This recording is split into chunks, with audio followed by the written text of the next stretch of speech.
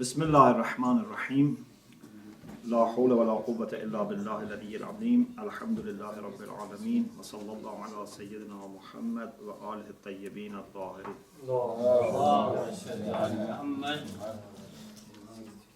اللهم أخرجني من ظلمات الوهم وأكرمني بنور الفهم اللهم افتح علينا أبواب رحمتك وانشر علينا خزائن علومك برحمتك يا أرحم الراحمين. We continue our discussion about dualism, Thanawiyat, in the book Divine Justice by Ayatollah Mutahhari. We ended with this couplet from Hafiz. پیر ما گفت خطا بر قلم صنع نرفت آفرین بر نظر پاک خطا پوشش باد. Our master said that the pen of creation has not made any mistake. Nothing is mistakenly written by the pen of creation. Means nothing bad is created. Yeah? Then he praises the view of his Sheikh, which was covering the mistakes. Some people have thought that Hafiz wants to say that there are problems, but his Sheikh, who was a mystic, who was Arif, was ignoring those problems. So when he says there was no mistake in creation, but then he says khata push, means he was covering, he was trying to ignore. But this is not what he means. As we explained, and inshallah we will also mention some other poem from Hafiz, he means that for people who don't have the broad picture, who don't look at things from a monotheistic vision, some problems appear. But if you have the whole picture, you see that those are not problems, those are not mistakes. They are necessary parts of a bigger picture. So, Ayatollah Mutahhari says, this world is like shadow for God. And shadow of the most beautiful is beautiful. Anything which is manifestation, which is a creation of the most beautiful is beautiful. But you have to be able to understand it as it is. Then he says, in the same piece of poem, Hafiz makes this couplet, which I have put on the board on the top. چشمم از آینه داران خط و خالش شد. My eye became one of those who carry mirror to show his beauty. Khat و khal is used for eyebrow and khal, cheek. No, not cheek. You know, sometimes the black spot. The mole. Like beauty spot. Yeah. So he says, my eye has now become able to experience the beauty of the beloved, which is Allah subhanahu wa ta'ala, of course. So Here he's talking about Ainul Yaqeen. When you see the fire. Remember we said we have in Aqaid, we said we have Ilmul Yaqeen, Ainul Yaqeen, Haqqul Yaqeen. Ilmul Yaqeen is you see a smoke and you say there must be fire. Ainul Yaqeen is you see the smoke. Haqqul Yaqeen is when you go near and fire, burns you. In the first part, he is talking about seeing God. And then he says, Labam az bus robayan baro doushsh bad. Now he is hoping that soon he would be able to kiss with his lips the face and the shoulder of the beloved, which is then haqqul yaqeen, to kiss. Because when you are looking, still there is a distance. When you are kissing, is no distance. Yes. The point you put there is that says should, and he says gasht and bad at the end instead of should. Khali should. So gasht. Yeah, gasht and bad. Yes, bad. Doushsh bad. Yeah. Yeah, I put also bad. Bad means bashat. Okay. Gasht means short. Is the same. Okay. But in the book is short. Gasht and bad. Yeah, gasht means short. Bad means bashat. This bad is not wind. This bad means bashat. May it be. Okay. So, he is hoping that even he can go higher. Now he is seeing the beauty. He can see everything as beautiful pieces of a beautiful image.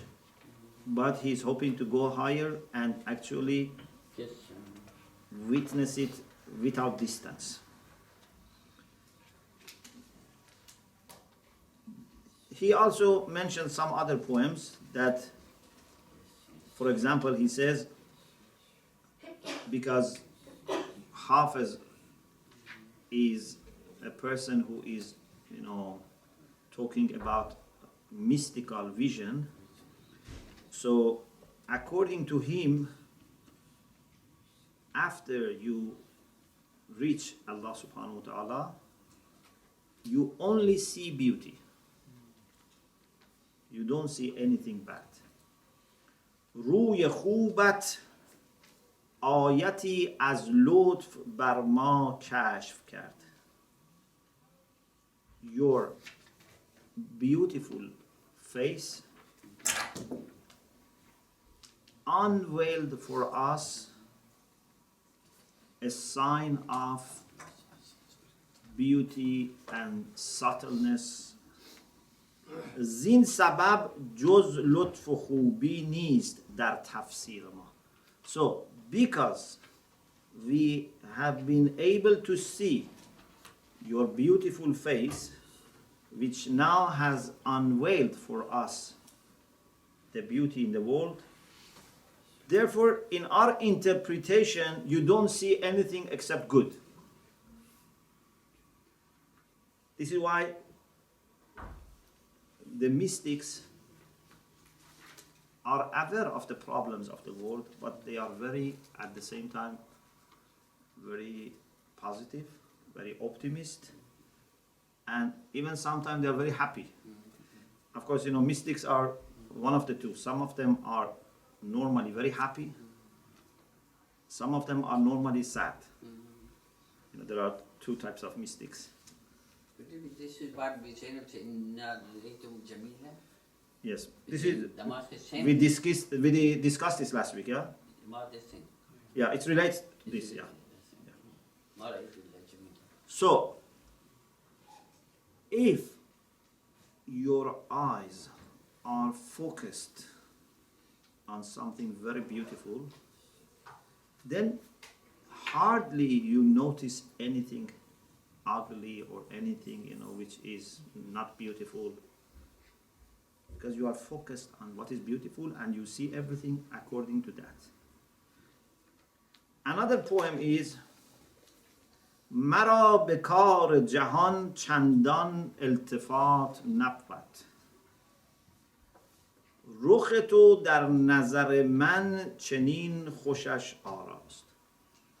He says, I don't bother that much about the world.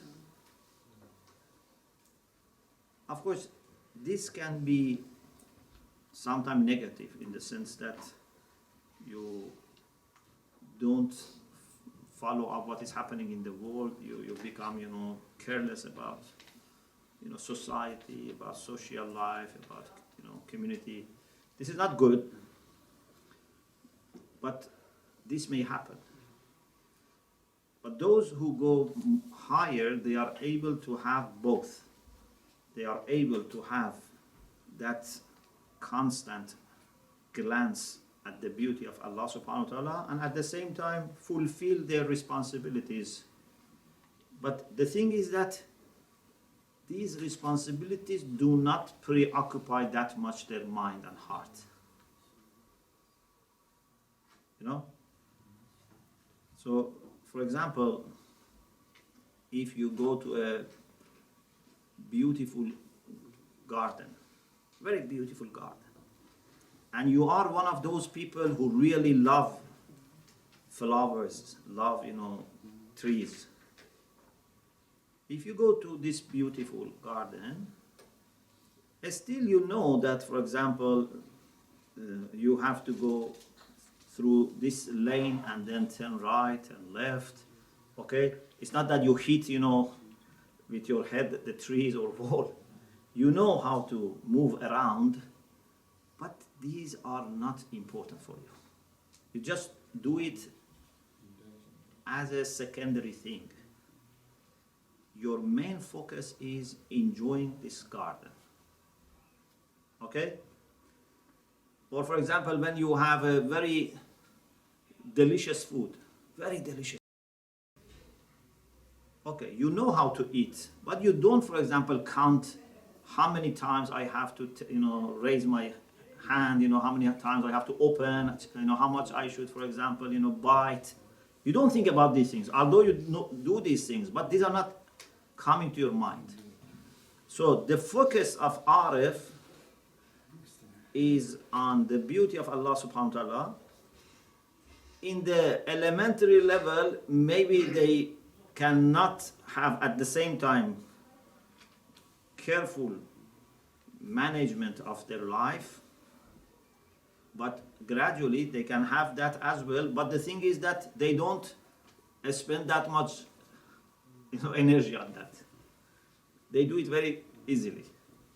Because I don't know if you have had this experience that for the same thing, exactly the same thing that you do, sometimes your mind can become 10% busy, sometimes your mind can become 100% busy. Exactly for the same thing.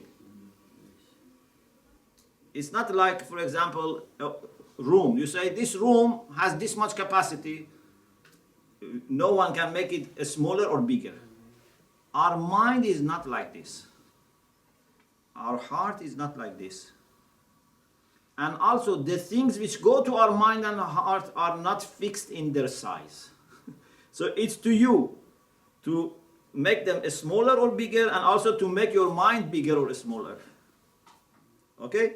So the real Arif is the one that can have enough attention, even more than ordinary people. He can have attention to the details of life, but his mind is still very free. He's not stressful, he's not worried, he's not concerned. So, Ayatollah Mutahhari says, for someone like Hafiz, who has a mystical worldview, unity replaces multiplicity. Manifestation replaces causality. These are two different languages. Either you say something is a creation of God, or you say it's a manifestation of God. And both of them are correct, but they're two different ways. And love and beauty replace reason and philosophical necessity. You know, philosophers say that, for example, complete cause necessarily brings into existence the effect. But Urafa don't talk about necessity. They talk about love. And for someone like Hafiz, the world is single face for the beauty of God, which is absolute. So the whole world is one single face, one single manifestation. They don't see the world as too many scattered things. They see it as one unit. Ma amruna illa wahid. Then he refers to this very famous poem of Hafiz, which I have put on the board. Before we explain this, you know that in some of the mystical literature, they use sometimes wine, male, and sometimes cup, which is for serving wine. This doesn't mean worldly wine, yeah, but because it's very powerful. It's very powerful, and it has the characteristic that when you have it, you forget all the worries. So for that, they use wine. You know, because when you have that, you experience that love, all the worries go away. Okay? This is why they use wine. عکس روی تو چو در آینه جام افتاد. When the picture of your face fell on the mirror of jam. Jam is the jar. You know, when you have a liquid, sometimes the surface of that liquid becomes like mirror, reflects. Yeah, you can see something on the surface. Ayene jam is the surface of that jar of wine, and it says, because, you know, the one who is serving, which is Saqi, you know, the one who serves, his own picture is now on the surface of that jar. عارف از پرتوی می در طمع خام افتاد. Then the mystic, by looking at the radiation which comes from wine, which is because of his face being seen, made a mistake and thought that now I can get something through this wine. حسن روی تو به یک جلوه که در آینه کرد. Beauty of your face with one manifestation to that mirror. Just one manifestation to that mirror. این همه نقش در آینه اوهام افتاد. Because of one manifestation of you, so many pictures, so many images are now on that. So, from Allah's perspective or Allah's side is one act of manifestation, but what we see is billions of different things. Okay? Very romantic. Pardon? Very romantic. Yes. این همه عکس می و نقش نگارین که نمود. This much image of wine and all these images that this wine is showing and reflecting یک فروغ رخ ساقی است که در جام افتاد. It's only one radiation of the face of the one who distributes the wine, which is on the jar. Okay? Now imagine if you can look at Saqi himself. Just for one moment, his picture is on the liquid, on the wine, and this wine makes everyone, mad. What about if they were able to have a look at Saqi? Can we compare this with the incident of Yusuf and Zanan in Misr? Pardon? When Yusuf alayhi salam went through Zanan in Misr, Yeah. and they had the same kind of situation when they cut their hands. Yeah, very, very weak and small Yeah, part of it. Because the beauty of Yusuf was mostly in his soul and heart. They only see part of the beauty of Yusuf on his skin and on his face. And then even the beauty of his heart compared to the beauty of Allah subhanahu wa ta'ala is nothing. Sir, on a practical level, how do we, because this is an example that they're using, on a practical level, how do we see the beauty of Allah reflected, for example, in this universe? Here you can see a picture on the wine. Okay, fine, makes sense. But how do we first of all see the picture of God in the universe, and number two, Himself, which is the Saqi? So you have to do few things, of course. One is you have to remove any veil between you and God. Our sins, our attachment to dunya, these become like veils that you cannot see that image on the surface of the wine. It's like, for example, if someone has closed his eyes or has put some lenses which make him not able to see.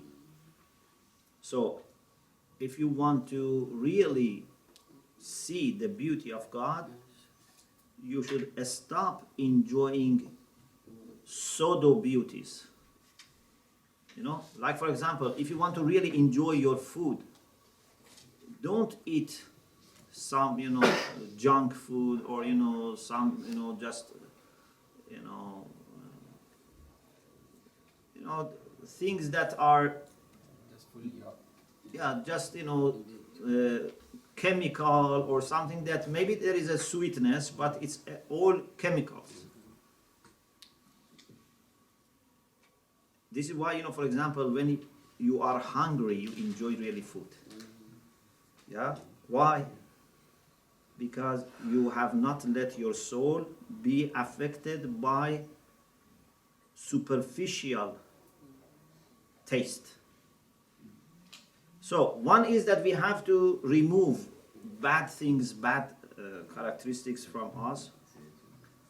And the other thing is that we have to work a lot on correcting our understanding. I think this is why tafakkur is very important.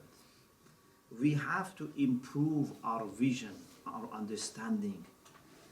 Do not let bits and pieces of information or news or difficulties be the main factors of shaping your worldview. Instead of trying to make a worldview from these little things, try to make a worldview starting from Allah subhanahu wa ta'ala and come down. Yeah? Normally, from problems we want to go high. Let us to the earth and have a bird eye on the earth. Then you can see better everything, but you can also see there are lots of other opportunities, lots of other beautiful places. So there is a difference between a mosquito which goes just around ugly things and thinks that he knows everything because he's flying, and a bird that from hundreds of meters can see really everything. So what is the beauty of Allah which we're trying to see? So you're speaking about how to get there, but what is it? Isn't it just what is around us, or is it seeing something beyond the material realm? So the inner beauty of Allah is reflected in the creation, but this is only even the veil. Yeah. So this world reflects the beauty of Allah, but in a sense also covers the beauty of Allah. Like for example, a woman behind the veil. A woman behind the veil, you cannot see the beauty of that woman, but still the veil can be beautiful. If we start with understanding the beauty of the world, then inshallah we can go beyond this. What Allah subhanahu wa ta'ala has is much more than dunya and even more than heaven. First you see the beauty of dunya, then you see the beauty of heaven inshallah, but then there are things even higher than heaven. What is important is not to satisfy yourself with little beauties, with little good things. Just carry on. Okay. Then Ayatollah Mutahari says, so from this we understand that when he was talking about خطاپوش نظر خطاپوشش باد آفرین بر نظر خطا, doesn't mean that there is really mistake. It means that his vision is able to see the beauty that other people may think they are mistakes. Okay, the next question is about Shaitan. Some people have thought Satan in Islam is like Ahriman in Zoroastrianism according to normal interpretation. I don't want to say this is what Zoroastrians say, but the way some of the texts suggest is that Ahriman is either created by Ahura Mazda, because there are two types of text. Some suggest that Ahriman, the devil, is created by Ahura Mazda. Some say it's eternal. But both of them suggest that there is a separation in the world. Good things are created by Ahura Mazda. Bad things are created by Ahriman. Some people have thought Satan in Islam is also like Ahriman. Even some people mistakenly translate Satan into Ahriman or Shaitan into Ahriman. But he says this is wrong. Shaitan has no role in creation. This is very important. Yes, Satan is a reality and can do something, but in the sense that he is a creator, no. Like us, we are real. We can bring some changes in creation, but not in the sense of creating. Shaitan is a creature of Allah subhanahu wa ta'ala, and his role is in tashri', not takween, not generation. His role comes in the realm of the laws and morals. And what Shaitan can do is to try to misguide. To try to misguide. Cannot misguide you if you don't want. It's not that Shaitan has the power to control. Yeah? Shaitan can bring temptations, suggestions, can make things look beautiful in your eyes to deceive you.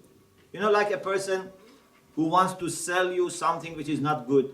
Sometimes they deceive you by describing, things that are not there. Sometimes they want to sell you a house.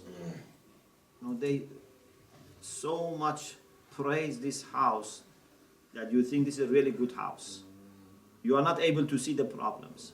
When you buy the house, then you start seeing all the problems. So Shaitan can do like this.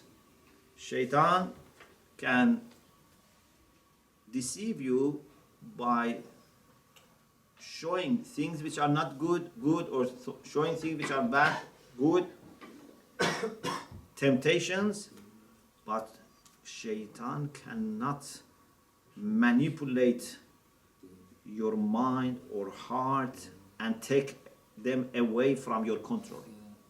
Okay? It's not that Shaitan has a remote control and can, send you here or there. You give your control to Shaitan. Not that Shaitan has your control. So, Ayatollah Mutahari refers to some verses of the Quran. For example, in Surah Nahl, verses 99 and 100. إنه ليس له سلطان على الذين آمنوا وعلى ربهم يتوكلون. Shaitan has no sovereignty, no control over the people who believe and trust the Lord. إنما سلطانه على الذين يتولونه. His authority, his sovereignty, control is over those who follow him. Okay? Or Shaitan himself says in Surah Ibrahim verse 22, in response to the people who blame Shaitan, why Shaitan misguided them, Shaitan says to them on the day of judgment, وَمَا كَانَ لِيَ عَلَيْكُم مِّن سُلْطَانٍ. I didn't have any control over you. إِلَّا أَن دَعَوْتُكُمْ فَاسْتَجَبْتُمْ لِي. I only invited you. I only called you. You responded for me. فَلَا تَلُومُونِي وَلُومُوا أَنفُسَكُمْ. Don't blame me, blame yourself. Of course, this is wrong. He should have said, so blame me and blame yourself. Shaitan is making a mistake here or wants to deceive us even here. He's trying to excuse himself. Yes. He has to say, so blame me and blame yourself. Yes. In two places, Allah subhanahu wa ta'ala once said in Surah Yasin, إِنَّهُ لَكُمْ عَدُوٌّ مُبِينٌ. إِنَّهُ لَكُمْ. Yeah, he is your open enemy. Yes. And another place, I don't remember the verse, but I remember the translation where Allah subhanahu wa ta'ala says, he is your enemy, consider him your enemy. So in that case, how would we say that he hasn't got any control on us? Then why there is so much emphasis on his enmity? Like worldly enemies. Worldly enemies don't have control over you, but still they want to harm you. But his harm is only up to waswas, creating his waswasa. Yeah. He cannot force you. So, what is important is to remember that we have free will. In order to exercise our free will, and this power that we have, we need to have at least two choices.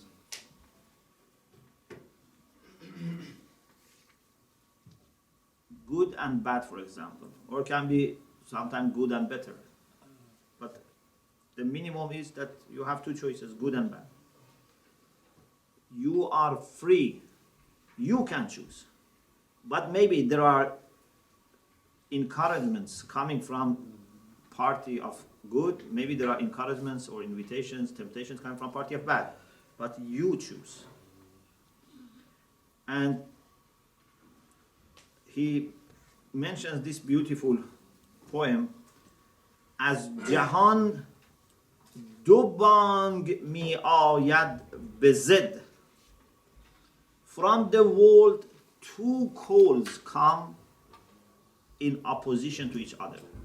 There are two calls, two invitations. تا کدامین را تو باشی مستعد. Now we have to see which one is the one that you are inclined to. آن یکی بانگش نشور اتقیا. One call is to revive, to bring life to pious people. One دگر بانگش نفور اشقیا. The other call is to spread wicked people. Yeah. What does Bankish mean in Farsi? Bang, bang means call, cry. So, Shaitan has no role independent from God, like Ahriman, as we have in some religious tradition. Even, it's a very important point, even Shaitan has no role in creation under Allah subhanahu wa ta'ala. So Shaitan even is not like angels. Because Quran says angels have some roles in creation under Allah subhanahu wa ta'ala.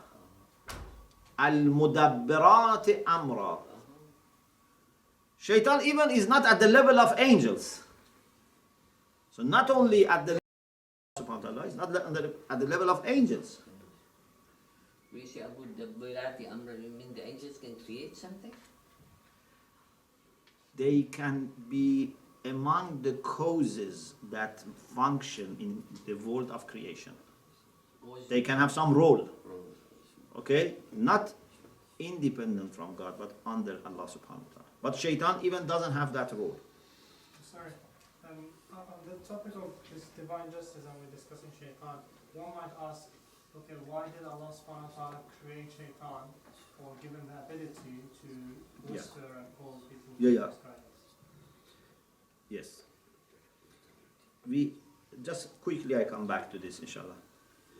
So Satan by no means is for example pole in the world opposite to Allah subhanahu wa ta'ala. Unfortunately, sometimes people make mistake. They exaggerate the role of Shaitan, the power of Shaitan, for different reasons. Sometimes maybe because of ignorance, sometimes because maybe even unknowingly, we want to say we have very big enemy. And this is why we are losing.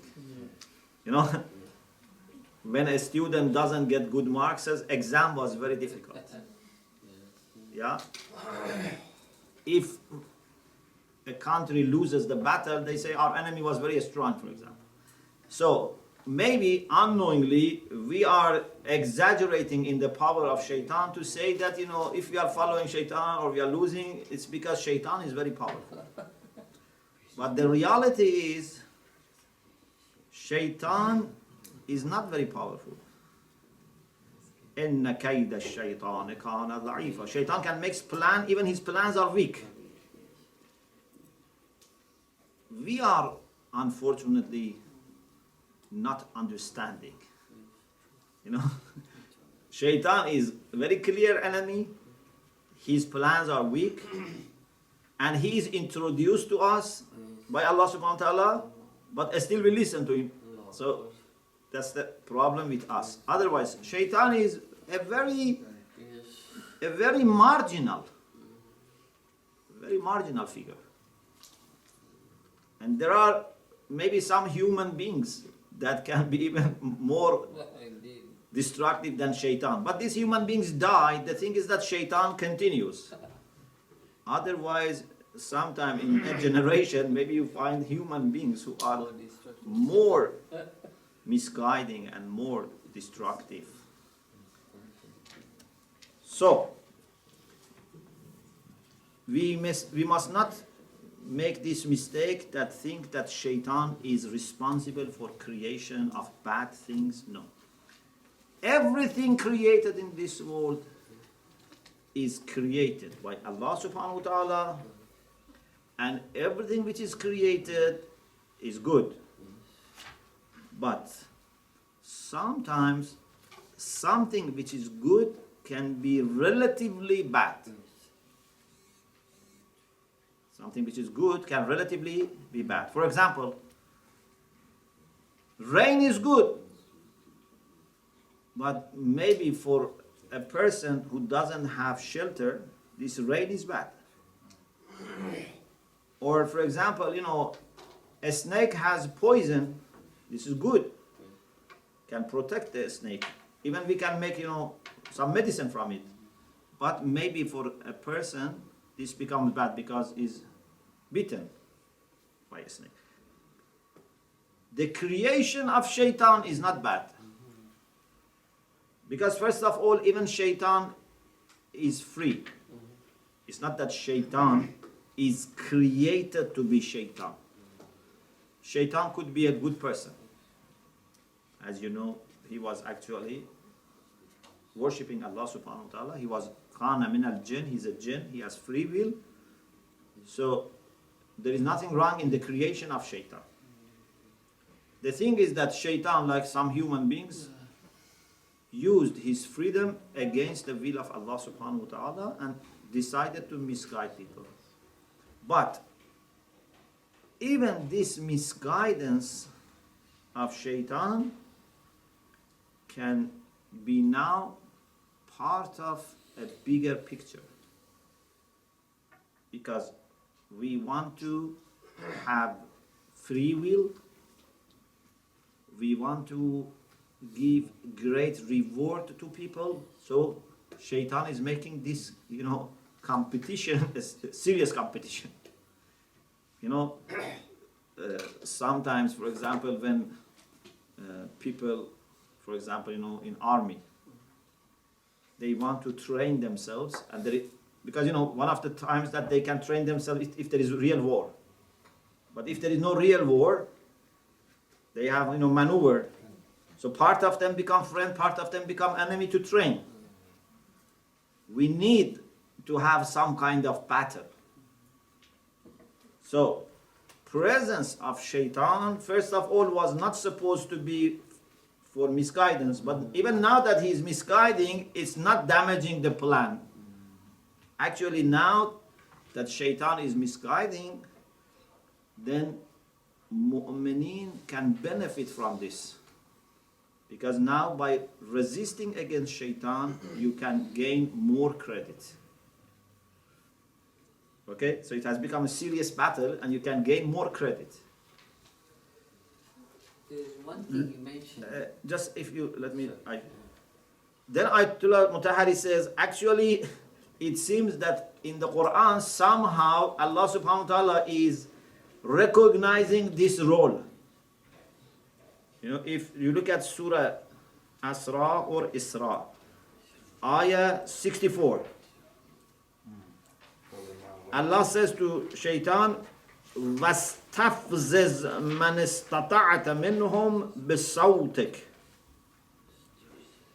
وَأَجْلِبْ عَلَيْهِمْ بِخَيْلِكَ وَرَجْلِكَ وَشَارِكْهُمْ فِي الْأَمْوَالِ وَالْأَوْلَادِ وَعِدْهُمْ وَمَا يَعِدُهُمُ الشَّيْطَانُ إِلَّا غُرُورًا.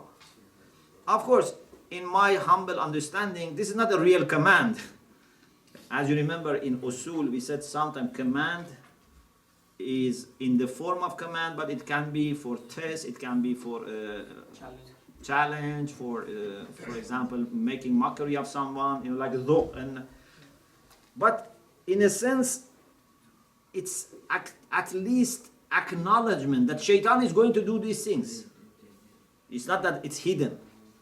That Shaitan is going to use with his people any possibility to get into people's life, into people's progeny, money, activities. But, as I said, he has no control. And Shaitan also himself said that he's going to do this. He said in Surah A'raf, verse 16, فَبِمَا أَغْوَيْتَنِي لَأَقْعُدَنَّ لَهُمْ صِرَاطَكَ الْمُسْتَقِيمِ. Again here, Shaitan makes a bad claim. He says to God, because you have deceived me. Na'udhu billah. Shaitan wants to attribute his mistake to God. God didn't deceive him. But he says, because you deceived me, I am going to sit on their way next to Sirat al-Mustaqim so that I don't let anyone to take this straight path. ثُمَّ لَآتِيَنَّهُمْ مِنْ بَيْنَ أَيْدِيهِمْ وَمِنْ خَلْفِهِمْ وَعَنْ أَيْمَانِهِمْ وَعَنْ شَمَائِلِهِمْ. From before, behind, right, left, I'm going to come, and you would not find most of them grateful. It means that one of the, if not the main, at least one of the main aims of Shaitan is to stop us being grateful. Gratefulness is very important. And Shaitan doesn't want us to be grateful, because as we said in Akhlaq, gratefulness is the key for success. So, there is a kind of role that Shaitan is playing.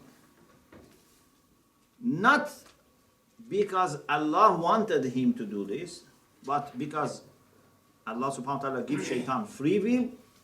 Now Shaitan is misusing his free will. He wants to deceive people, but Allah makes a plan that even Shaitan now is working in that plan. Okay, as we said about makaru wa makar Allah wallahu khairul makirin. But for those who want to follow the path of Allah subhanahu wa ta'ala, the path of guidance, inspirations, help, assistance are much more than misguidance. I think many of us think that we have equal force in good side and bad side. I think many people have this, or some people even have worse. They think that 90% is bad, 10% is good, or 99% is bad, 1% is good. Some people who are fair and say, no, 50-50, haq and batil are 50-50. But I think haq and batil are not 50-50. Haq is 99, batil is 1. Because haq is Allah subhanahu wa ta'ala and the attraction of his light and the encouragement of his guidance and all the prophets and imams. Batil is Shaitan. Can Shaitan be even 1% of power of God or attraction of God? So, if we make mistakes, it's not because haq is not clear, or na'uzubillah, Allah's hands are closed, he cannot do anything, Shaitan is running the world. It's not like that. The world is full of good things, full of light, encouragement, guidance, good lessons, wisdom. Just we have to find them. Do not let the attraction of batil which is on the surface, preoccupy your mind. A little bit wait, then you would see there are lots of positive things. You know? It's like a smoke. Bottle is a smoke. This smoke doesn't let you see the beauties. We have to remove the smoke, then everything is beautiful. Okay. I think we, inshallah, continue this discussion next week. Alhamdulillah Rabbil Alamin.